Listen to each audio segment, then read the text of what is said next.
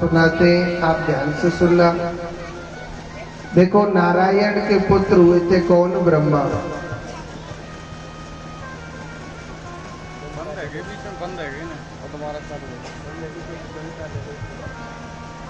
नारायण के पुत्र हुए थे कौन? ब्रह्मा। और ब्रह्मा के पुत्र हुए थे कौन? वैवस्व मनु, जिनको हम सूर्य नारायण भगवान कहते हैं। इसी वंश में एक इक्ष्वाकु नाम के राजा हुए।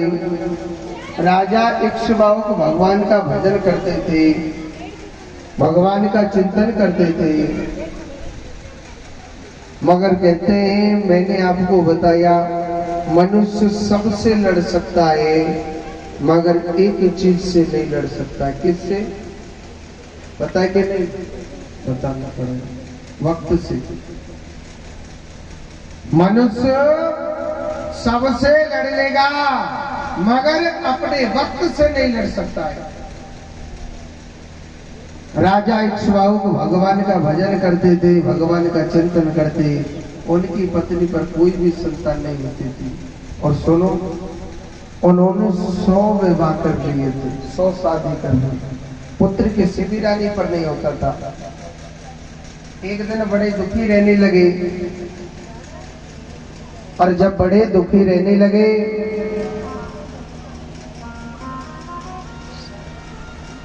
जब वो बड़े दुखी रहने लगे तो संत नारद जी एक दिन उनके घर आए, अपना दुख बताने लगे। महाराज, हम भगवान का भजन करते, हम भगवान का चिंतन करते, मगर महाराज हमारी पत्नी पर किसी पर भी कोई भी संतान नहीं होती है। महाराज, हमने 100 विवाह कर लिए। नारद जी कहने लगे आप चिंता न करें,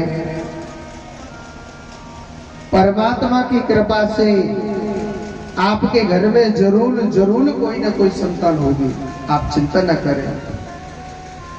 उन्होंने वचन दिया था, वरदान दिया था, आप टेंशन न लें। तो एक फल दिया और कहा कि एक पत्नी को खिला देना। एक पत्नी को खिला दिया तो उस रानी के घर में ठहर गया। अब 99 रानी सोचने लगी भाई बेटा होगा 100वीं रानी पर, हमारी तो कोई इज्जत नहीं रहेगी। बेटा होगा तो इस 100वीं रानी पर होगा, हमारी तो कोई इज्जत ही नहीं होगी। ऐसा करना चाहिए, ना रहेगा बांस तो न बजेगी बांसुरी। उन्होंने क्या किया, 100वीं रानी को 99 रानियों ने मिलकर के जहर पिला दिया।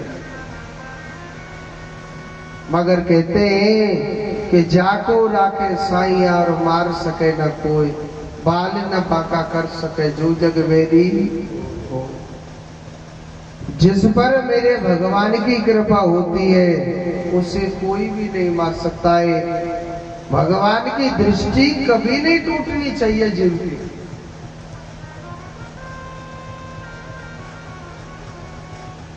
सुनीति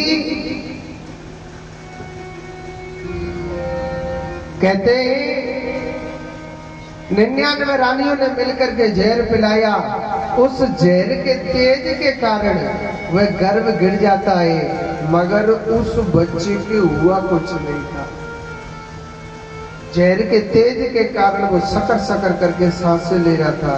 संतों को दिखाया उस बच्चे को, संत कहने लगे ये बच्चा बहुत अच्छा है और बहुत बड़ा राजा बनेगा। ये सकर सकर करके सांसें ले रहा है, इसका नाम आज से आप क्या रख दो? सगर। सगर यही वास्तव में आगे चल के बहुत बड़े राजा हुए थे, भगवान के भक्त हुए थे, और इनकी 2 शादी होती है। एक रानी का नाम है केशनी और एक रानी का नाम क्या है? सुमति। दोनों रानियों पर एक एक बच्चा हुआ। सुमति पे जो बेटा होता है वो मांस पिंड के जैसा हुआ था। तो उसने क्या किया, उस मांस पिंड के 60,000 टुकड़े कर दिए। गोविंद की कृपा से वो 60,000 टुकड़े 60,000 बच्चे बन जाते। केसनी पे एक बेटा हुआ, नाम रख दिया असमंजस। सुमति पे जो 60,000 बच्चे हुए उनका नाम क्या रखा? उनका नाम रख दिया था हर्ष। जो हर कार्य वह एक साथ करते थे। राजा सगर का बहुत सुंदर राजपाट था, बड़ा अच्छा चलता था उनका राजपाट।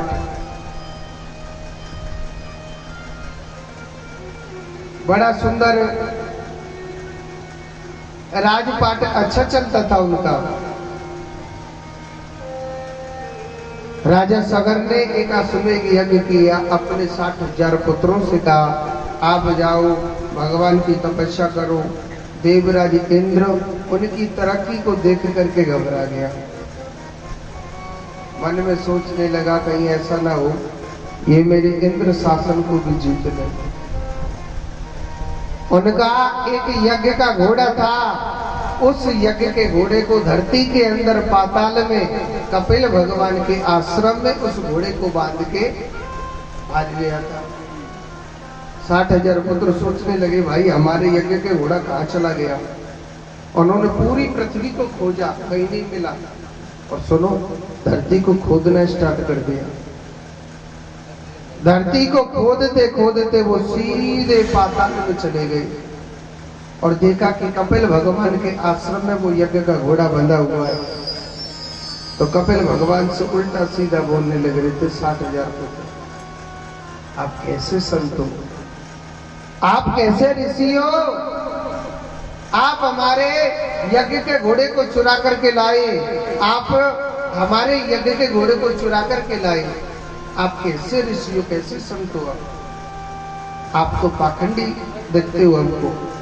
और सुनो, कपिल भगवान को गाली देने लगे और कपिल भगवान में पत्थर भी मारने लगे थे। कपिल भगवान के नेत्र खुले और उन आंखों से ऐसी ज्योति निकली जो 60,000 पुत्र जल करके भस्म हो गए थे। सगर सोचने लगा मेरे बेटे क्यों नहीं आए। असमंजस ने पता लगाया। कपिल भगवान कहने लगे वो मेरी क्रोधाग्नि नेत्रों से जल के भस्म हो गए। और अगर आप उनका उद्धार चाहते हो तो जाओ भगवान की तपस्या करो। किसकी? गंगा मैया की। गंगा जी को धरती पर लाना पड़ेगा।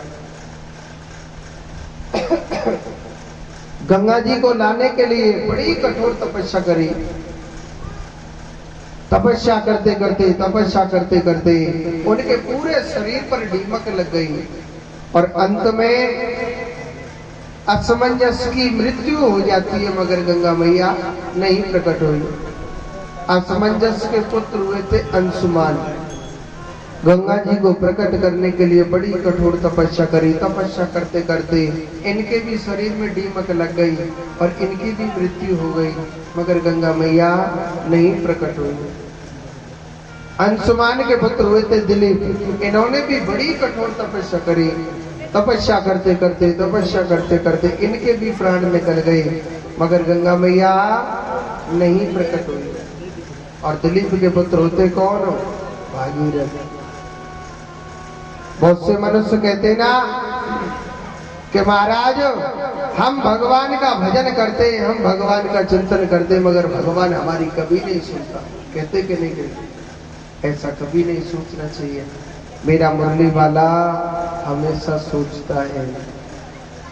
रामायण कहती है कि राम राम रटते रहो और जब तक घट में प्राण, कबहु तो दीन दयाल की भनक पड़ेगी का। कभी तो उस परमात्मा को हमारी याद आएगी। ऐसी बात नहीं है नहीं याद आएगी। अगर आप दिल से मेरे प्रभु से, मेरे परमात्मा से प्रेम करते हो, अपने मन की जो लगन है उनसे लगा देनी चाहिए। उससे हमारी कभी न कभी तो याद आएगी। अंत में गंगा मैया को प्रकट होना ही पड़ा। बोलिए गंगा मैया की। इसी गंगा मैया ने 60,000 पूर्वजों का उद्धार किया था। कहते हैं कि गंगा मैया में स्नान करने से चाहे कितना भी बड़ा पापी हो उसका पाप धुल जाता है। इसी भागीरथ के पुत्र हुए थे अनैना, अनैना के पुत्र हुए थे मूलक, मूलक के पुत्र होते खड़वांग, खड़वांग के पुत्र हुए थे धीरबाहु, धीरबाहु के पुत्र हुए थे राजा रघु जो रघुवंशी कहलाए गए। राजा रघु के पुत्र हुए थे अज, और अज के पुत्र कौन होते हैं? राजा दशरथ। ऐसे सूर्य वंश का वर्णन होता है। फिर दोबारा से बता देता हूँ कि नारायण के पुत्र ब्रह्मा, ब्रह्मा के पुत्र वैवस्व मनु जिनको सूर्य कहते हैं। इसी वंश में इक्ष्वाकु, इक्ष्वाकु के बेटा हुए थे सगर, सगर के पुत्र होते हैं असमंजस, असमंजस के पुत्र हुए थे अंशुमान, अंशुमान के पुत्र हुए थे दिलीप, दिलीप के पुत्र होते भागीरथ, भागीरथ के पुत्र हुए अनैना, अनैना के पुत्र हुए थे मूलक, मूलक के पुत्र हुए थे खड़वांग, खड़वांग के पुत्र हुए थे धीरबाहु, धीरबाहु के पुत्र हुए थे राजा रघु जो रघुवंशी कहलाए गए। राजा रघु के पुत्र होते अज, अज के पुत्र होते राजा दशरथ। ऐसे सूर्यवंश का वर्णन होता है। सूर्यवंश में क्या था? रघुवंशियों में एक नियम था कि बिगर यज्ञ के संतान नहीं प्राप्त होगी। राजा दशरथ ने तीन विवाह कर लिए। क्या क्या नाम था? कौशल्या, कैकेयी और सुमित्रा। देखो आज हमारे परमात्मा का जन्म है और जन्म में पता है बड़ी दूर दूर से भक्त पधारे यहाँ पर कथा सुनने के लिए। कोई सांड चौक से आया है, कोई नाथू तालाब से भी आए हैं, और कोई भक्त बड़ी दूर दूर से पधारे हुए हैं यहाँ भगवान के दर्शन करने के लिए। और जो भी भक्त आए उनके लिए जोरदार ताली। मेरा कन्हैया भगवान उनकी सदैव मन की मनोकामना पूरी करे। ये भाव होता है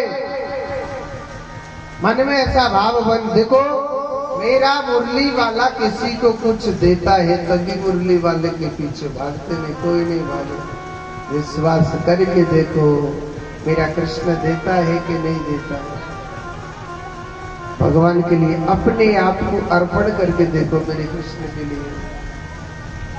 अब देखो सूर्यवंश में मैंने आपको बताया कल के दिन अगर किसी भी इंसान के पास दुख आ जाता है, इंसान को किसी के द्वार पर रोना नहीं चाहिए। मनुष्य को किसी के द्वार पर रोना नहीं चाहिए।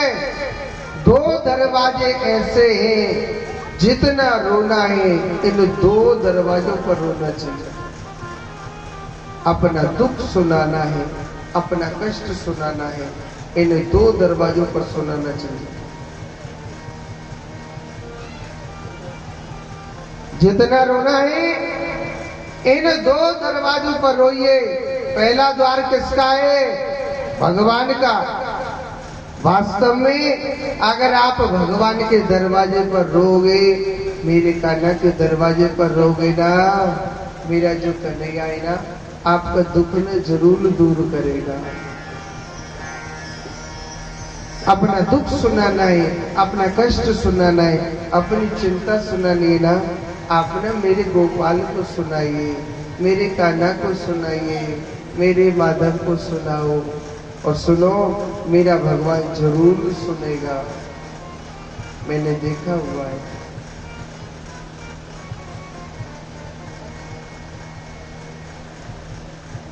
कहते हैं भगवान सबकी ओर सोचता है, ये नहीं कि नहीं सोचता है। विश्वास करना चाहिए, भगवान पर पूर्ण विश्वास होना चाहिए। भगवान न किसी को भूखा सुलाता है, न किसी को दुखी रखता है। ज्यादा नहीं है, मैं अभी आपको बता रहा हूँ, 1.5 महीना पहली बात थी, जब हम यहाँ कथा करने आए थे ना, तो हमारी पहली कथा सांड चौक थी। कथा करने लग रहे, बड़ी अच्छी भगवान की कथा चल रही। हम कहने लगे, कान्हा लाला अब तो रूटीन को इंतजाम है, मगर आगे कहाँ से खवावेगो है। देखो भगवान पर विश्वास होना चाहिए, मेरे गोपाल पर विश्वास होना चाहिए। आपके लिए तो यहाँ पर घर है कि नहीं, आप सबका घर है यहाँ, हमारो का है? हमारा तो कच्चू हतना ही है, और जो कच्चू हते तो हमारा वृंदावन में है।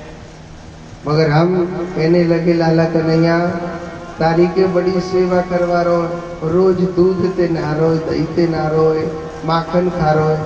अरे 7 दिन बाद का खावे गो। उसने आगे से आगे कथा लगा दी अपने आप,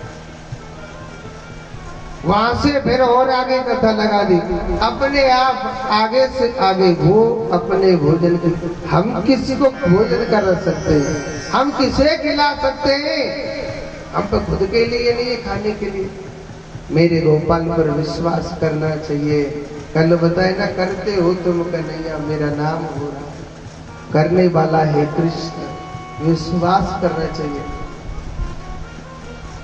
जिनके घर पर ठाकुर जी की मूर्ति है, पीतल की मूर्ति है, उसकी ऐसी सेवा करो, ऐसा भाव रखो कि हम भगवान के लिए खुद भूखे रहे, भगवान को हम खिलाएंगे। और मेरा कान्हा कभी तुमको भूखा नहीं रहने देगा। भगवान की सेवा करो ऐसे भाव से कि हम खुद भूखे रह जाए, मगर भगवान को भूखा नहीं रहने देंगे। भगवान के संध्या काल के समय आप भगवान के चरण दबाओ। देखो देखने के लिए तो वो पीतल की मूर्ति है, कुछ नहीं है, मगर उस पीतल में ऐसा भाव बनाओ, ये पीतल नहीं है भगवान। ये जो कन्हैया है ना, इससे तुम जैसा भाव रखोगे ये वैसा फल देता है। कथा भी सुनते हैं, कोई हजारों में से 10 कथा सुनते हैं। मैं एक छोटी सी बात बताता हूँ कि कावड़िया कावड़ लेके आ रहे थे, श्रावण मास का महीना। ध्यान से सुने माताओं बात को, कि कावड़िया कावड़ लेकर के आ रहे, और कावड़ लगी हुई है, और मुंह से बम बोले बम बोले बम बोले बम बोले बम बोले, ऐसे बजते हुए जा रहे थे। और सुनो, पैरों में छाले पड़ रहे थे, पैरों से खून निकल रहा था, और पार्वती माता देख देख के बड़ी खुश हो रही, और भोले बाबा से कहने लगी कि हे भोलेनाथ, देखो श्रावण मास के महीने में आपके कितने सुंदर सुंदर भक्त हैं जो जाने लग रहे हैं। श्रावण मास के महीने में महाराज कावड़िया कैसे कावड़ लेकर के आ रहे प्रभु, देखो आपके कितने बड़े भक्त हैं, कंठ सूख रहा है, मगर भोले बाबा का नाम बंद नहीं कर रहे। तो भोले बाबा पता है क्या कहने लगे पार्वती माता से, हरि गौरा ये सब पाखंडी है, ये सब पाखंडी है, ये कोई भक्त वक्त नहीं है।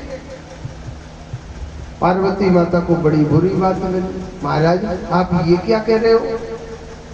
अरे प्रभु, आपके भक्त जिनके पैरों में छाले पड़ रहे हैं, रक्त बह रहा है, और महाराज आप इनकी कहने लग रहे हैं कि ये सब पाखंडी है।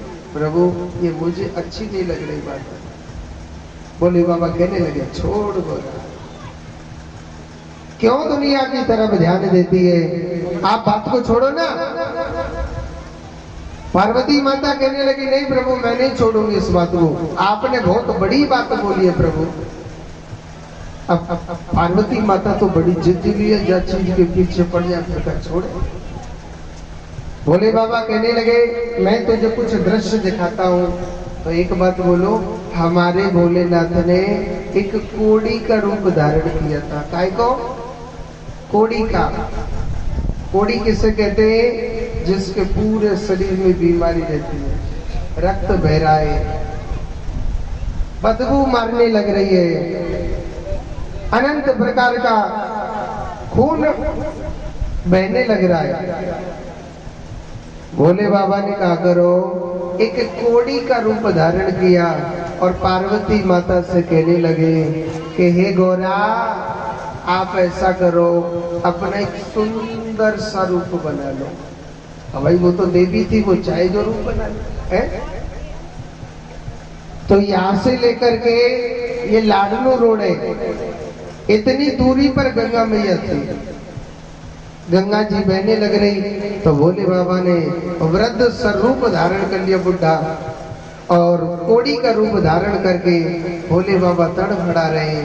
और पार्वती माता कावड़ियाओं से कहने लगी चिल्ला चिल्ला के कि अरे भैया, अरे ओ भैयाओ, अगर कोई मेरे पति को स्नान करा दे, गंगा मैया में डुबकी लगा दे, तो मेरे पति का कोढ़ दूर हो जाएगा। तो पता है कावड़िया क्या कहने लगे? हे सुंदरी, आप कितनी सुंदर हो, आप कितनी अच्छी हो, और क्या एक कोड़ी के साथ रहती? अरे हमारे संग चलो, हम तुम्हें रानी बना देंगे। कोई कहता है महारानी बना देंगे, कोई कहता है पटरानी बना देंगे। पार्वती माता से उल्टे उल्टे सवाल बोलने लग रहे। पार्वती माता सोचने लगी, हे भगवान, ये कैसे मानव है? हाथ में कावड़ उठा रखी है, मन में क्या है?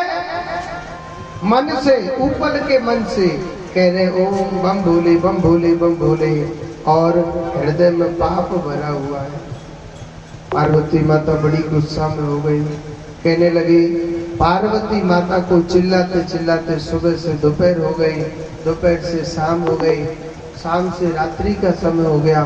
पार्वती माता कहने लगी, महाराज मैं समझ गई, अब आप चलो यहाँ से। भोले बाबा कहने लगे, गौरा हम तो बैठी रहे, अब तो भक्त आ रहा हो, चिंता मत करे। अच्छा सुनो, एक गांव का एक किसान था, माने में सोचने लगो भैया दुनिया कावड़ लेके आ रही है, हम तो कावड़ लाई नहीं, चलो 2 लोटा पानी डाले हमें गंगा मैया में बैठ के। गांव का याद नहीं था बेचारा, अपने लोटा लेके सीधो चल दिया। अब उसने देखा कि जंगल में एक स्त्री बैठी बैठी रो रही थी। वो किसान कहने लगा, अरे ओ बहन, क्या बात है, कैसे रो रही है? पार्वती माता सोचने लगी, जीव मोय पटरानी बनावे हो है, ये भी मुझे पटरानी बनाएगा। मगर पार्वती माता कहने लगी कि भैया आपको क्या बताऊं, मेरे पति कोड़ी हो गए, मेरे पति क्या हो गए? कोड़ी हो गए। अगर मेरे पति को कोई गंगा मैया में स्नान करा दे, डुबकी लगा दे, अपने कंधाओं पर, अपने कोठाओं पर बिठा करके, तो मेरे पति का कोढ़ दूर हो जाएगा, मेरे पति का कोढ़ दूर हो जाएगा। किसान कह रहे चिंता क्या कर रही है, हम तब कर देंगे। ले मेरे लोटा पकड़ ले बहन, तू लोटा पकड़ा दिया गौरा मैया को, उसको उठाया और अपने कंधे पर रख लिया। फिर भी भोले बाबा ने अपने मल मूत्र त्याग दिए। भोलेनाथ ने अनंत प्रकार का खून बहाया और कोड़ी रूप धारण कर लिया भोलेनाथ ने। मगर किसान ने अपने नेत्र बंद करके और चुपचाप कंधे पर रख करके सीधो गंगा मैया में ऊपर दे छोड़ दिया। तुरंत भोलेनाथ प्रकट हो गए। बोलिए शंकर भगवान की जय। किसान एकदम घबरा गया, अरे महाराज ये क्या देख रहा हूँ, पान की कछू न देख रहे, तू चिंता मत करे, मैं भगवान शंकर, मांग ले जो चीज चाहिए तेरे काज दूंगा। कहने लगो महाराज आप भगवान, मैं एक बेचारो अनपढ़ किसान, महाराज मोए कैसे दर्शन दिए, दर्शन इनको दो जो रात दिन तुम्हारी कावड़ लेके आ रहे, पैदल चल रहे, पैरों से खून बह रहा है। तो भोले बाबा कहने लगे कि हे भक्त, मैं उससे खुश नहीं रहता हूँ कि अपने पैरों को फाड़ ले या कंठ को सुखा ले या अपने सर को फुड़वा ले, मैं उससे खुश नहीं रहता हूँ। मैं तो सिर्फ भाव का भूत हूँ। इनके अंदर अमृत नहीं भरा हुआ, हृदय में पाप भरा हुआ, और जिसके हृदय में पाप भरा हुआ होता है मैं उसका कभी नहीं बनता। हो बम भोले बम भोले बम भोले बम बम भोले बम भोले बम बम बम भोले बम भोले बम बम भोले बम भोले बम बम बम भोले बम भोले बम बम। यही मंत्र है, यही मंत्र है, यही मंत्र है, यही मंत्र है। प्रेम से जगोगे तुम डूबे जाएगा। भोले बम भोले बम बम बम भोले बम भोले बम बम भोले बम भोले बम बम बम। यही मंत्र है, यही मंत्र है, यही मंत्र है, यही मंत्र है।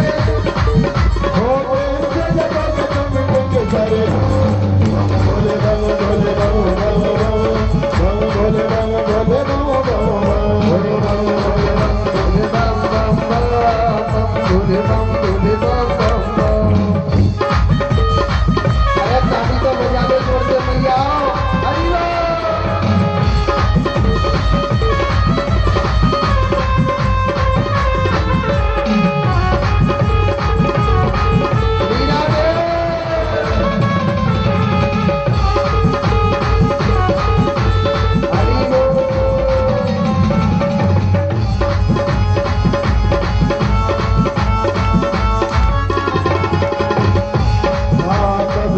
कभी जोगी कभी बाल ब्रह्मचारी, कभी योगी कभी जोगी कभी बाल ब्रह्मचारी,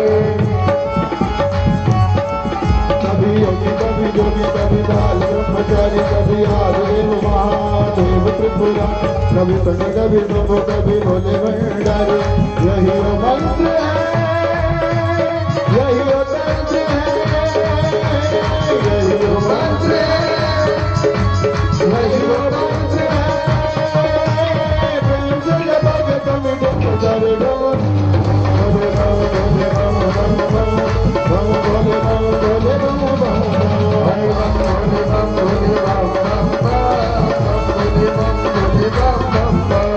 नाविग्रहाराय त्रिलोचनाय भस्मांगनादाय नमः शिवाय।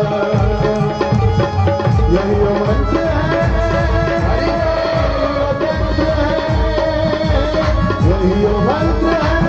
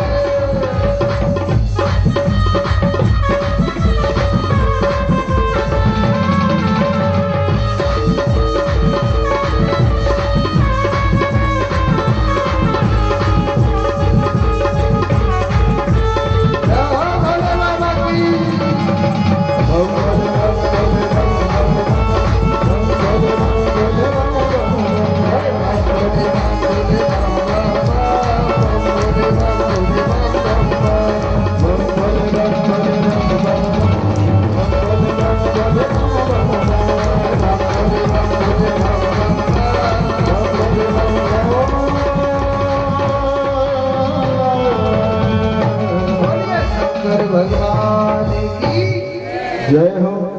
एक बार जोर से बोलो, एक बार और बोलना पड़ेगा।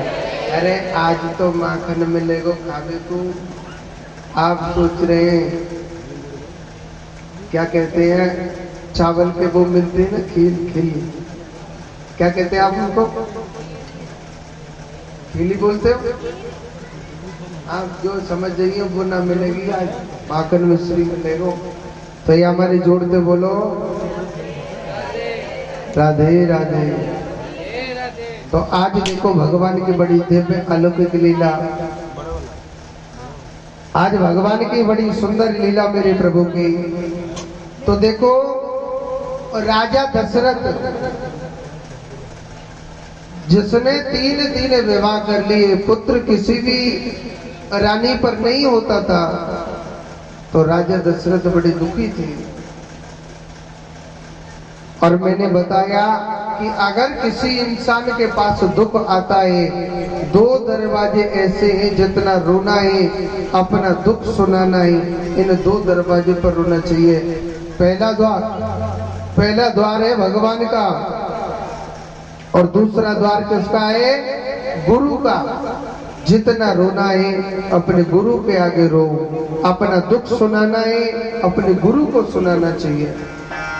कहते हैं जहाँ पे है जाए गुरु में मेहरबान, और फिर चेला है जाए पहलवान। राजा दशरथ अपने गुरु के पास गया, कहने लगा कि हे गुरुदेव, तीन विवाह कर लिए, पुत्र किसी भी रानी पर नहीं होता है। गुरुदेव मैं बड़ा दुखी हूँ, आप कुछ कृपा करो ना। बड़े बड़े साधु संत ऋषि मुनियों को तो मालूम था यहाँ पर भगवान आने वाला है, यहाँ तो परमात्मा आने वाला है। बड़े बड़े ऋषि मुनियों को मालूम था। तो कहने लगे आप ऐसा करो, एक पुत्र कामेष्टि यज्ञ कराओ। पुत्र कामेष्टि यज्ञ की घोषणा कर दी। गुरु वशिष्ठ मुनि बड़ा सुंदर, बहुत बड़ा विशाल यज्ञ करा रहे हैं। कितना बड़ा? जिसमें अत्रि मुनि, दुर्वासा ऋषि, वशिष्ठ मुनि, कर्दम ऋषि, कपिल मुनि, ऐसे ऐसे बड़े बड़े ऋषि मुनि आते हैं और यज्ञ करा रहे हैं। ऐसा सुंदर यज्ञ चल रहा है कि इतना सुंदर यज्ञ चल रहा है कि उस यज्ञ में अग्निदेव भगवान खीर का चरू लेकर के प्रकट हो गए थे। और अग्निदेव भगवान कहने लगे हे राजा दशरथ, आप इस खीर को अर्ध अर्ध भागों में तीनों रानियों को खिला देना। तीनों रानियों के लिए बांट दिया।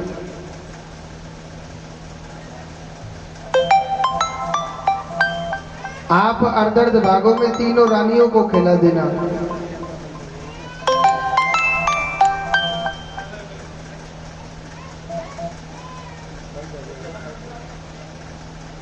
अर्ध अर्ध भागों में